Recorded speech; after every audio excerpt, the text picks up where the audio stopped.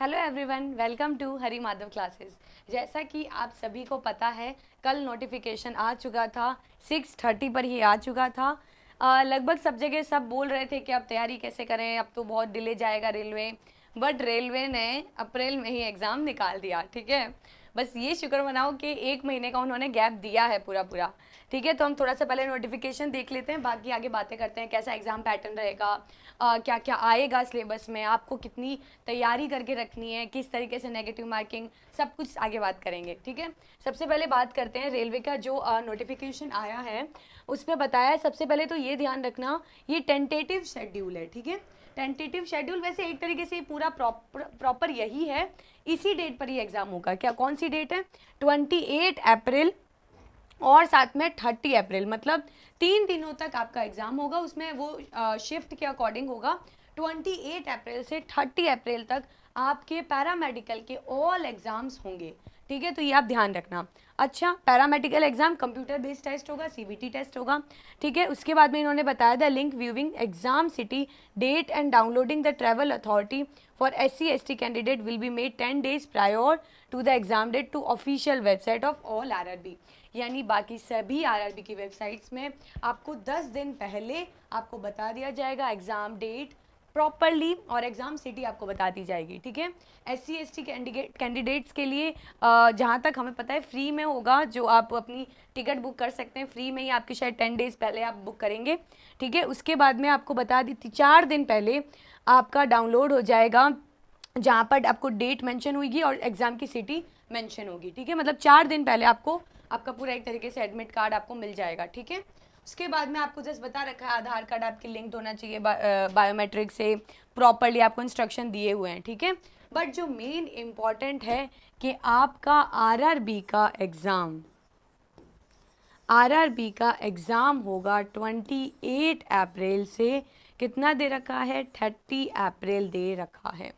ठीक है, ये तो हमें पता चल गया। वैसे तो सब आप लोग सभी को पता ही हो गया होगा, टेलीग्राम पर आपके पास तुरंत मैसेज आ गया था 6:30 पर ही।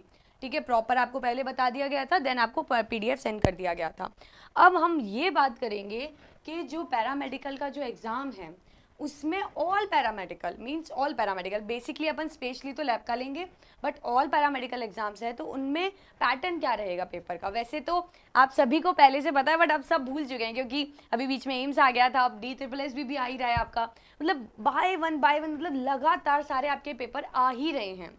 मैंने आपको लास्ट वीडियो में भी ये बोला था कि आप मोटिवेट रहना पूरे टाइम, माना आपका नहीं हुआ या आपके चांसेस नहीं है तो आपके पास और भी अपॉर्चुनिटी बहुत सारी है। अब ऐसा नहीं है कि एक एग्जाम आ गया तो दूसरा 2 साल बाद आएगा, ऐसा नहीं है। ठीक है, थोड़ा सा जान लेते हैं पेपर पैटर्न कैसा रहेगा, फिर उसके बाद में हम आगे बात करेंगे। ठीक है, पेपर पैटर्न कैसा रहेगा अच्छे से फिक्स कर लो, क्या क्या चीज़ें ध्यान रखनी है।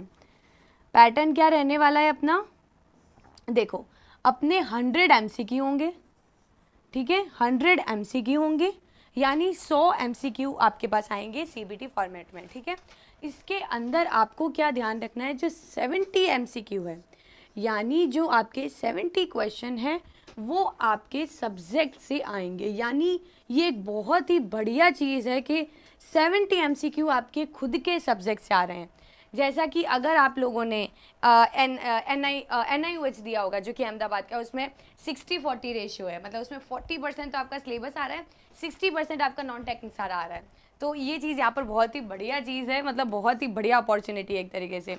सेकेंड चीज़ है कि 30 क्वेश्चन आपके कैसे आएंगे, आपके आएंगे अलग अलग सब्जेक्ट से, यानी मैं कहूँ नॉन टेक से आ रहे हैं।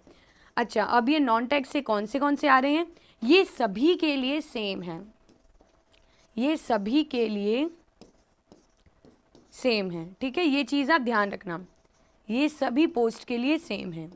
अच्छा, अब इसके अंदर क्या क्या रहा है, इस 30 को अगर ब्रेक डाउन करके देखें तो इस 30 में से अपने ऐसे बना लेते हैं। देखो 10 क्वेश्चन, सबसे पहले इजी बताऊंगी, अपन सब साइंस के स्टूडेंट है तो अपने लिए इजी क्या रहेगा, साइंस। वैसे तो पढ़े हुए टाइम हो गया, बट आपको वापस से पूरा पढ़ना है। जो 10 क्वेश्चन रहेंगे वो अपने साइंस से रहेंगे। ठीक है, साइंस से हमारे 10 क्वेश्चन रहेंगे। अब इस साइंस के अंदर भी कैसे आएंगे, इसमें से अगर हम इसको ब्रेक करें इस 10 क्वेश्चन को भी, तो आपके लास्ट प्रीवियस ईयर के हिसाब से बता रही हूँ, जैसे प्रीवियस ईयर में आपके किस हिसाब से रेशियो से क्वेश्चन आए थे। प्रीवियस ईयर में आपके आए थे 3 रेशियो से, यानी आपके 3, 3 और 4, यानी टोटल 10 क्वेश्चन आपके आए थे। 4 क्वेश्चन तो आपके आए थे केमिस्ट्री से, अप्रॉक्सीमेटली बता रही हूँ। 3 क्वेश्चन आपके आए थे फिजिक्स से और 3 क्वेश्चन आपके क्या आए थे बायो से। तो आपको इस तरीके से आपको पढ़ना है, ठीक है। क्या करना है आपको, इन 10 क्वेश्चन में से 3 क्वेश्चन बायो, 3 फिजिक्स और 4 क्या करने हैं आपको केमिस्ट्री के करने हैं। ये जो 30 क्वेश्चन है पूरे। अब इसमें से बात कर लेते हैं नेक्स्ट 10 क्वेश्चन। ये जो 10 क्वेश्चन होंगे जो कि आप प्रीवियसली पढ़ते ही आ रहे हैं और जिनका कभी भी कोई फिक्स सिलेबस नहीं रहता, उसका नाम है जीके, ठीक है। तो जीके के अपने क्या आएंगे, 10 क्वेश्चन आएंगे। 10 क्वेश्चन कहाँ से आएंगे, अपने जीके के आएंगे, ठीक है। अब जो बचे नेक्स्ट 10 क्वेश्चन, उस 10 क्वेश्चन को कर दिया है आरआरबी ने ब्रेक। यानी ब्रेक कैसे, 5 क्वेश्चन और 5 क्वेश्चन को मैं ब्रेक कर दिया है। 5 क्वेश्चन और 5 क्वेश्चन कैसे, 1 मिनट रुको। देखो 5 क्वेश्चन और 5 क्वेश्चन कैसे। अब ये जो 5 क्वेश्चन हैं वो तो आएंगे आपके मैथ से, ठीक है। यानी जो मैथ से डर रहा था उसके लिए तो बहुत ही बढ़िया चीज़ है कि जो 5 क्वेश्चन है वो मैथ्स के आएंगे। बाकी के 5 क्वेश्चन कहाँ से आएंगे, आपके रीजनिंग से आएंगे, ठीक है। तो ये रहने वाला है आपके आरआरबी का पेपर पैटर्न, ठीक है। अच्छा, मोस्ट इंपॉर्टेंट चीज़ कि भाई नेगेटिव मार्किंग होगी नहीं होगी, क्योंकि बीएसएफ में तो होती नहीं है, यहाँ पर होगी, नेगेटिव मार्किंग होगी। तो एक चीज़ अभी से ही ध्यान रखते हुए चलना कि आप जब भी प्रैक्टिस कर रहे हो तो नेगेटिव कंसीडर करना ही करना है। ऐसा नहीं है सारे राइट कर लिए, रॉन्ग वाले सारे अलग रख लिए, राइट के नंबर जोड़ लिए, नहीं। आपको नेगेटिव जो भी हो रहे हैं उनके मार्क्स आपको कट माइनस करके ही देखने अब प्रॉपरली मेरे मार्क्स कितने आ रहे हैं, ठीक है। ये चीज़ ध्यान रखना। वापस से मैं रिपीट करती हूँ, 70 क्वेश्चन आपके सब्जेक्ट के आने वाले हैं, 30 क्वेश्चन जो नॉन टेक है सभी के लिए कॉमन है, 10 क्वेश्चन आपके साइंस से आएंगे। उसमें से अगर ब्रेक करें 3 क्वेश्चन बायो के, 3 फिजिक्स के, 3 केमिस्ट्री के, ठीक है। पता चले आप पूरा बायो पढ़ रहे हो क्योंकि बायो के स्टूडेंट्स हैं। बट और 10 क्वेश्चन आपके आएंगे जीके से, 5 क्वेश्चन आपके आएंगे मैथ से, 5 क्वेश्चन के आपके आएंगे रीजनिंग से, ठीक है। ये चीज़ क्या करनी है आपको, ध्यान रखनी है। ये ध्यान रखना नेगेटिव मार्किंग है, ठीक है, नेगेटिव मार्किंग है, ठीक है। अच्छा, एक चीज़ और ध्यान रख लेना, आरआरबी का अपने क्रैश कोर्स है जो कि चल रहा है, रनिंग में ही है। सेकंड चीज़, आपकी टेस्ट सीरीज भी है सीबीटी फॉर्मेट में, ध्यान रखना। ऐसा नहीं है कि आपको पीडीएफ दिए जाएंगे सीबीटी फॉर्मेट में, तो आप अपना एनालिसिस खुद ही कर सकते हो, ठीक है। सीबीटी फॉर्मेट वाली टेस्ट सीरीज जरूर लेना, ठीक है। 299 इस समथिंग है या 399, आई डोंट नो पूरा प्राइस, बट आप एक बार चेक कर लेना ऐप में, ठीक है। उसके बाद में अगर हम बात करें कि लैब में 2 पोस्ट है मेनली, डीएमएलटी और बीएमएलटी के लिए, ठीक है। एक तो क्या थी अपनी लैब असिस्टेंट की थी, यानी लेबोरेटरी अटेंडेंट की आई थिंक, और दूसरा क्या है सुपरनेटेंट की है, ठीक है। तो उसका अपन थोड़ा सा एक बार सिलेबस देख लेते हैं, फिर अपन आप लोग क्या करना है, सिलेबस को पूरा एक प्रॉपर बना लेना, पेज में लिख लेना अच्छे से, उसको दीवार पे चिपका लेना, ठीक है। फिर उसके बाद में उससे पढ़ाई शुरू करना, ठीक है।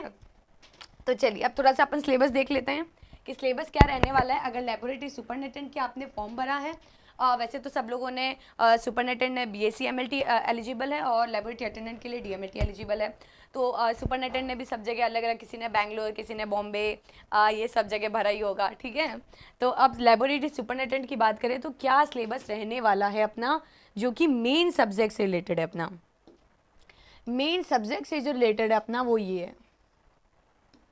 क्या क्या आएगा इसमें, सोशियोलॉजी, साइकोलॉजी, फिजियोलॉजी भी आ रहा है अपने, बेसिक केमिस्ट्री और बायोकेमिस्ट्री।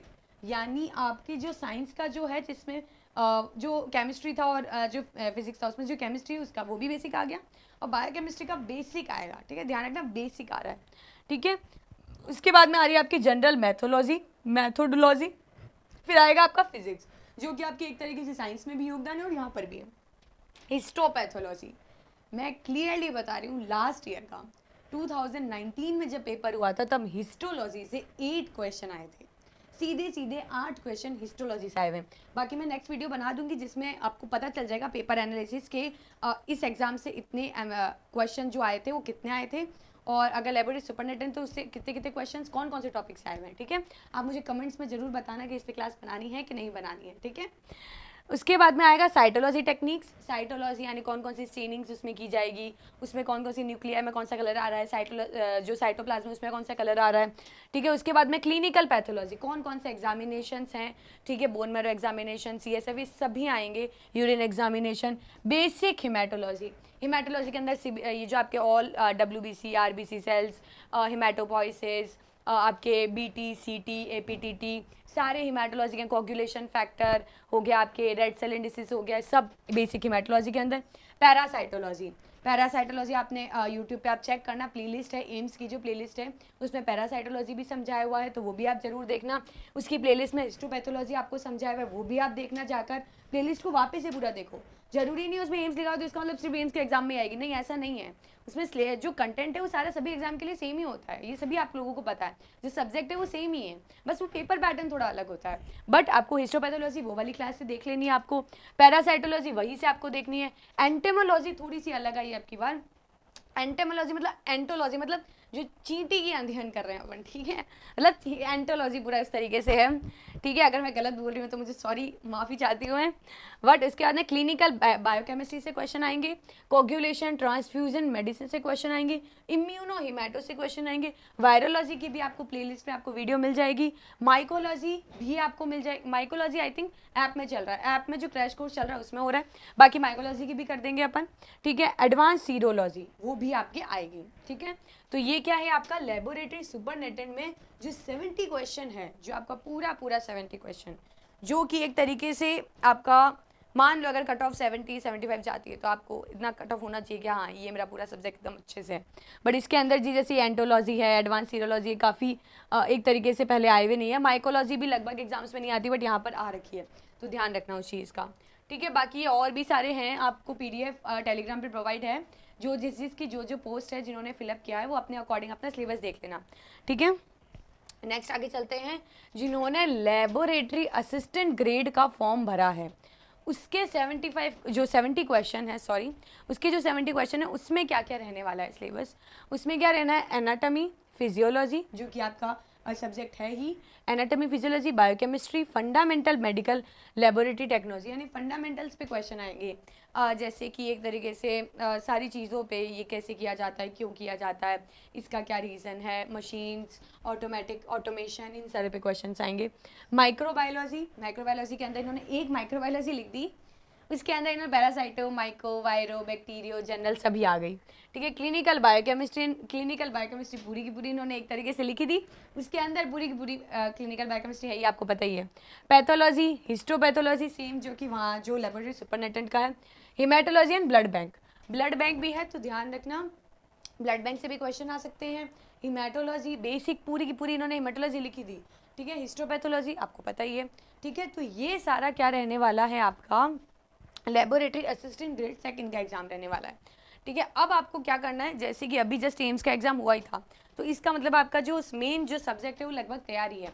आज सीधा मॉक टेस्ट लगाइए, उसको पढ़िए अच्छे से, पेपर का एनालिसिस किए, कहाँ से कौन कौन से टॉपिक से क्वेश्चंस बन रहे हैं, वो क्वेश्चंस अच्छे से पढ़िए, उस टॉपिक को वापस से अच्छे से पढ़िए, एकदम रिफ्रेश हो जाओ, सब भूल जाओ क्या हुआ था, पुराना जितना एग्जाम हुआ उसमें मेरा कैसा गया, क्या गया, नहीं, सब भूल जाओ, वापस से शुरुआत करो, क्योंकि railway is the great job, railway समझ रहे हो ना आप सभी, तो शुरू कर दो वापस से तैयारी।